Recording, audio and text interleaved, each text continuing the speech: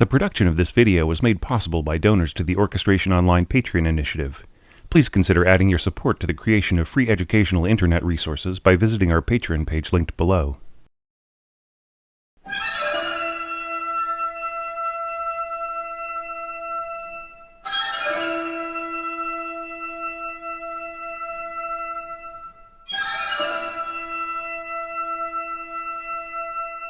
Hey there, this is your orchestration tutor Thomas Goss, bringing you another sample chapter from a proposed series of orchestration analysis videos. You may have seen in a couple of other recent videos some of my plans here on the channel for the next few years. If not, just click on the links below and have a look. To keep it as brief as possible, here at the beginning of this lecture, if my subscriber numbers get up to 77,000, I'll start releasing my current work on Carmina Burana as a new video series. Let's take a look at the text before we launch into the score analysis. As I'll explain more if and when I start this series, the anonymous poems in Carmina Burana were written by Goliards, the younger sons of noblemen with no inheritance who were sent off to study at ecclesiastical centers of education, except that they did not take orders and become clergymen, and instead took up a life of wandering about Europe, writing poetry and singing songs with often bawdy lyrics about drinking, fooling around, and having as much fun as you could get away with in the medieval period. In other words, acting like perpetual college students. In this poem, Veris, Leta, Facies, loosely translated as the merry face of springtime, the poet shows off their knowledge of Greek literature, with many references to pagan gods and goddesses, in context with how their myths relate to the subject of spring starting to burst out after the passage of winter. The poetry is all very flowery and even a bit perfumed, but the meter of the words is carefully measured into a very regular rhythm. Odd-numbered lines are all 7 beats, while the answering even-numbered lines are almost all 6 beats, with an accent on the 5th beat. This kind of regularity makes the text easy to adapt to a tune, so one might assume that Orff, who completely made up his melodies rather than adapting them from older sources, would create a merry ode to springtime, with a bright dancing accompaniment.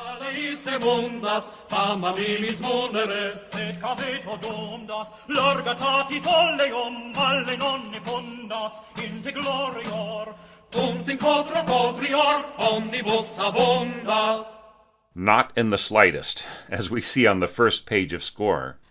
If anything, Orff simulates Gregorian chants with long strings of notes over isolated bars, with several melismas spreading out the rhythm of the words. This is all done over an accompanying drone from just a few instruments. The result is a kind of archaic solemnity, in which we can hear a reverence for nature, rather than a lot of frivolous merrymaking.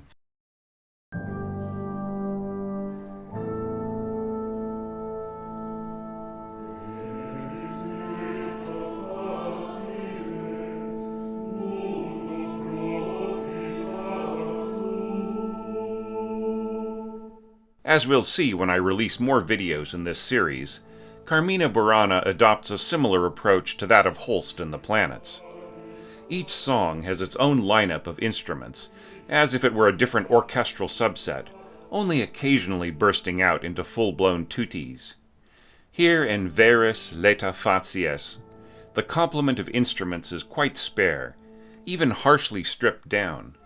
Piccolo and 2 flutes, plus oboes, make up the entirety of the available woodwinds.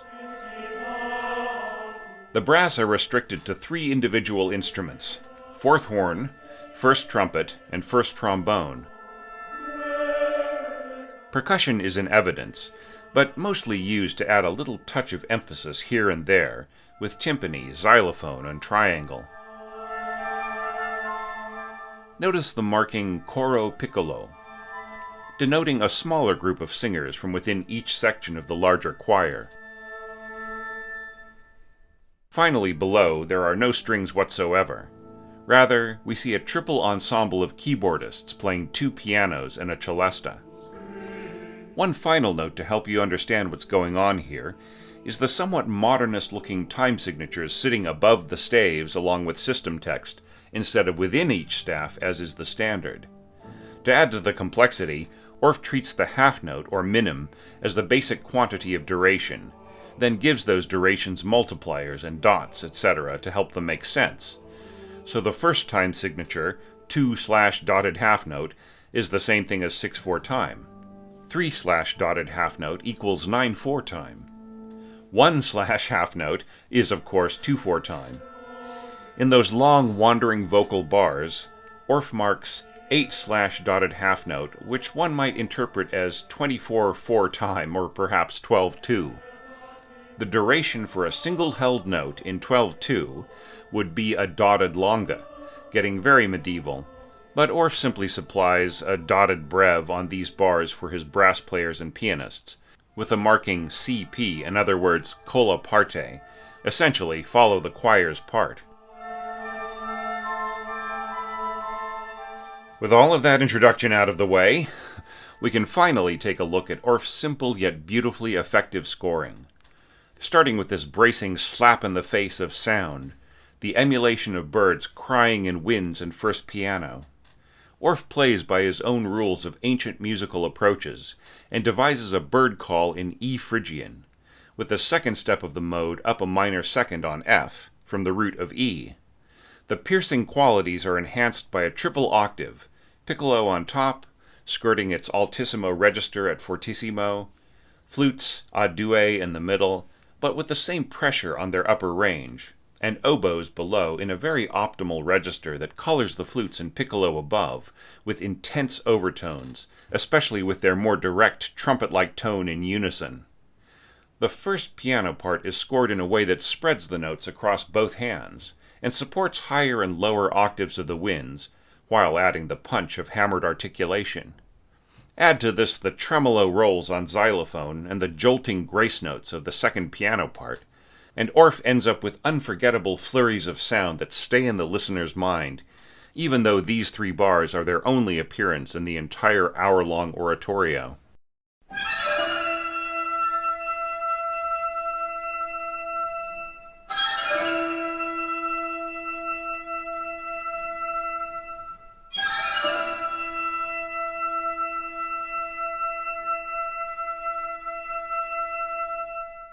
One of the things that will make Carmina Burana a great topic for orchestration lectures, especially for developing orchestrators, is its simplicity of structure. Carl Orff doesn't score complex developments, he simply repeats his verses and choruses, so I won't have to go into huge detail to explain what's going on in each song. Especially here in this song. Once those bird calls are finished, Orff scores out each of the 3 verses the exact same way each time. So we really only have 2 screens worth of orchestration to look at. We'll see the same pattern in other songs. He gets away with it because of the high quality of craft, imagination, and sheer impact, and the repetition allows the listener to really get a clear handle on each song, making it all the more memorable. Here on the first screen of the first verse, the scoring is simplicity personified, which makes it all the more effective and quietly epic, yet suspenseful. It's all spelled out in the octave plus a 5th chord in the 2 pianos. Keeping in mind that the ottava line in the first piano applies to both hands, this means that the parts will interlock, a strategy we'll see in several different songs. The bird call was in E Phrygian, but now Orff changes the context of the mode to A Aeolian. One might assume, no big deal, that's just A minor, but it's not, really. Underlining the minor 7th with that G octave and a 5th takes away our sense of a leading tone, which is further explored in the chant that follows, immediately reminding Orff's listeners back in the 1930s of ancient church music, from before Western music was developed into the more recognizable elements we take for granted today. Outlining and doubling the octaves of the pianos, the brass take on a very basic yet challenging task, to play held tones with precise intonation and maintain a kind of soft, effortless-sounding blankness behind the voices. Orff further simplifies the articulation with a tenuto staccato on the first note, then a tenuto on the second note.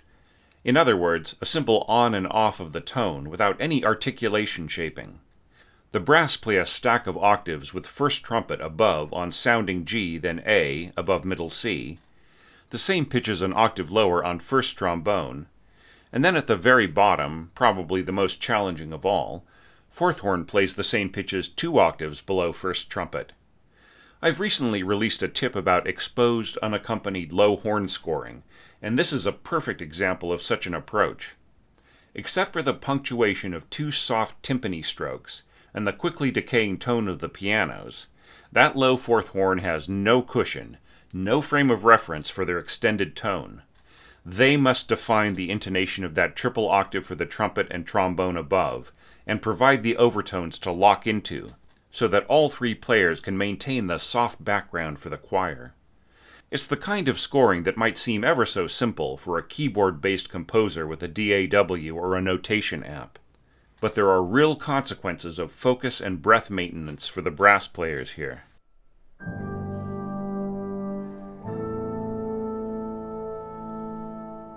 As to the choir, Orff shows a real mastery and keen ear for this type of writing and text setting. In limiting the number of singers to smaller subsets, he gets a softer, more intimate, and perhaps more atmospheric, even spooky sound. We looked at the simple rhythmic scheme of this ode to spring in the original text, but here Orff decides to create a kind of triple meter, each 1 or 2 syllables covering 3 quarter notes. The marking molto flessibile gives the choir master or conductor the license to really shape each phrase directly with the singers, drawing out certain notes or adding emphasis to certain words. A great choir director can seem to be almost painting the words onto the choir as they direct them. And here's the perfect opportunity to showcase that flexibility. Notice the much-needed breath marks for both voices and brass instruments.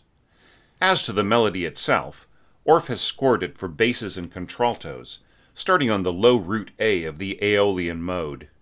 The first tension in the melody comes from the minor second step between E and F, another underlining of the modal qualities. And then, of course, the melody continues to ascend, alternating between the 5th and natural 7th step of the mode, no leading tone, remember, finally settling on the root an octave above the first note of the phrase. Each of these vocal phrases is bookended by the same step up from a G5th to an A5th by the pocket orchestra.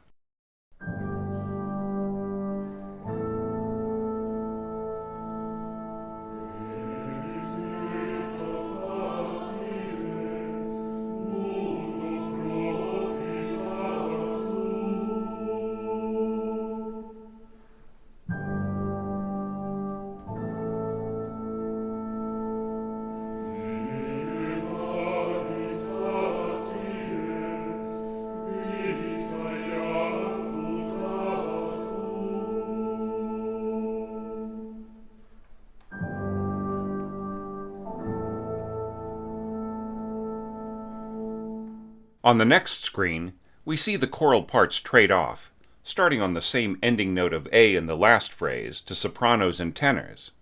Singing in this softer, more intimate way, Orff creates the illusion of continuity, as if the previous singers were simply continuing effortlessly upward into a higher register. The same approach is maintained in setting the lyrics to a 3-beat pulse, and there's a further extension of some syllables in melisma, which adds a level of unpredictability to each phrase. The melodic motion climbs all the way up to an emphasized high D, which suggests the quality of a D Dorian over the held F of the background harmony, ambiguous enough already with the root A, but with the tension of the minor second of E and F. The section ends on an extended syllable ah, as the orchestra works out that tension to a simple stack of A5ths in resolution. But there's so much else going on here on the page in the orchestra. The pianos sit out this section, while celesta comes in, outlining the harmony as I mentioned before. A simple A5th in the left hand, under an open F7th in the right hand. If you remember that celesta is a transposing instrument, sounding an octave higher just like the piccolo, you'll see immediately that its pitches are doubling the flutes and oboes. The only truly independent instrument here is the piccolo on those high, soft A's. Pay attention to every detail here. The tenuto marks in the pianissimo winds imply a simple on-off shaping of each note, without finessing the articulation at all. This also helps to suggest an ancient kind of unvarnished music-making in the ear of the listener, of simplified or at least unrefined approaches. This is maintained through to the end of the section, with the mirror image intervals in the flute melody scored in tenuto staccato, each note simply and separately stated. Meanwhile, the celesta has not only been marked up 1 degree stronger than the winds, it's also given accents. Orff is under no delusion about the celesta's tendency to absorb into the sound of the winds, and while he's expecting it here, he's also giving the instrument a fighting chance to blend into that overall texture, rather than just sweetening it slightly. Add a pianissimo ting on triangle to the downbeat of nearly every bar, and the wonderful soft high passage is complete in its mysterious, yearning color.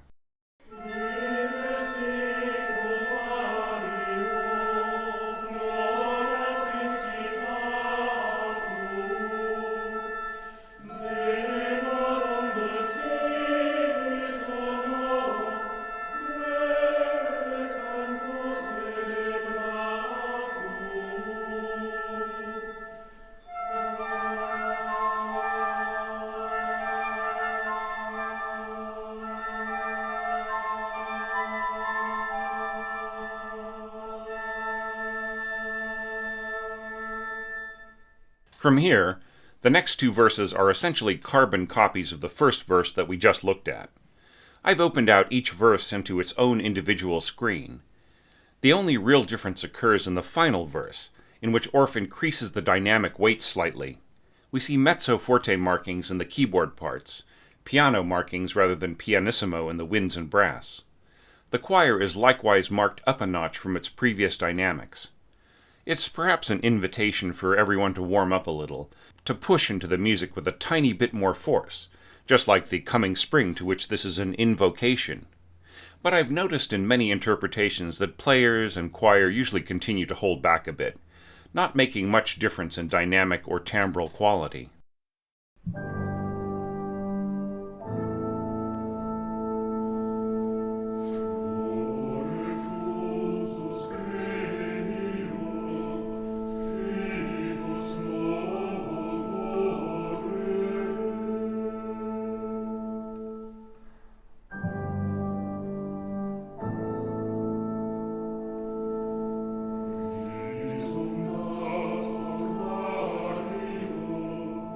Yeah.